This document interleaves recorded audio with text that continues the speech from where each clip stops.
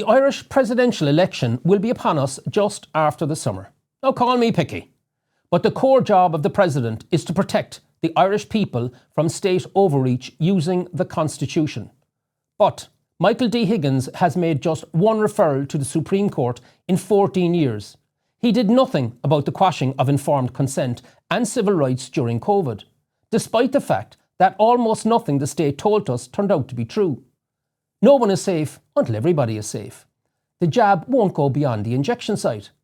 Standing at the bar is offside, but if you sit, that's okay. Masks protect. Trust the dodgy PCR data. It was, nearly all of it, lies and propaganda, most especially what I call the leper pass, the cursed yellow badge to alienate and divide us, as if those not vaccinated carried a contagion while the rest of us didn't. By demonisation, we had started in steps that can end in genocide eventually. It too was a lie, but it was not challenged by the president. Then came the coup de grace, the silence about the surrender of our hard-won opt-out under Lisbon II to the EU Migration Pact, the surrender of our borders to EU quotas of up to 24,000 more refugee and asylum seekers per year. Neither president before him challenged the state overreach since COVID publicly, and one, Mary Robinson, is an arch-globalist. The Taoiseach is a liturgical globalist, one in the managerial mode. Be clear, since the burst, since the time of the Troika, TDs and senators are merely the summer help, because power shifted after the burst to the NGO swarm replacing the Irish people. Ireland was chosen to be the petri dish for stakeholder capitalism, as advocated by Peter Sutherland, the Fine Gael grandee and mentor to the World Economic Forum and its chief Klaus Schwab, which played a pivotal role in lockdown from Davos in January 2020. 3 months before that, the World Economic Forum co-sponsored with the Gates Foundation Event 201 in New York, which modelled a coronavirus pandemic killing 60 million and included flooding the zone, namely our media, to quash counter-narratives. From 2013 to 2015, Irish civil servants and diplomats co-designed the UN Sustainable Development Goals, SDGs.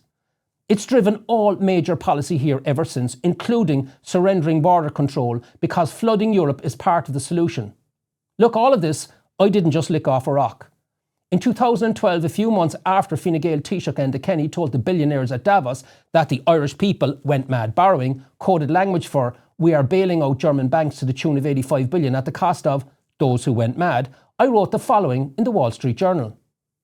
So while Time magazine and others eulogised the plucky leader of the Irish people, the truth is that Enda Kenny leads a Vichy government, captive externally to creditors that still insist on loading bank debt onto the sovereign, and internally to a tribe of insiders led by union godfathers in a deal that protects the government's own excessive pay and pensions, while bankers lean over its shoulders to rewrite insolvency laws.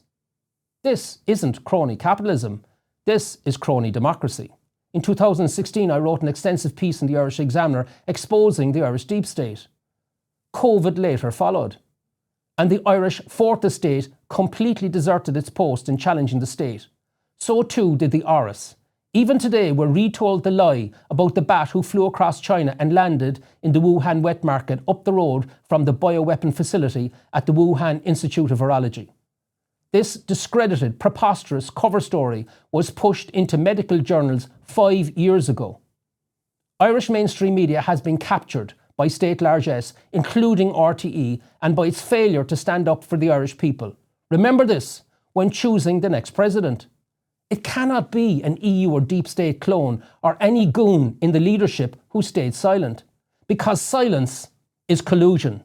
To be clear, I've zero personal skin in this game. And as you can see, I've been pursuing these connections a long time. Never before, since the foundation of our republic, have we faced such risk. It's why the Oris matters now more than ever before. Words matter in this contest between freedom and 21st century totalitarianism and its control grid under open construction. Choose freedom, not the digital gulag with its programmable currency, vaccine passports and carbon limits coming on fast. Thank you for listening.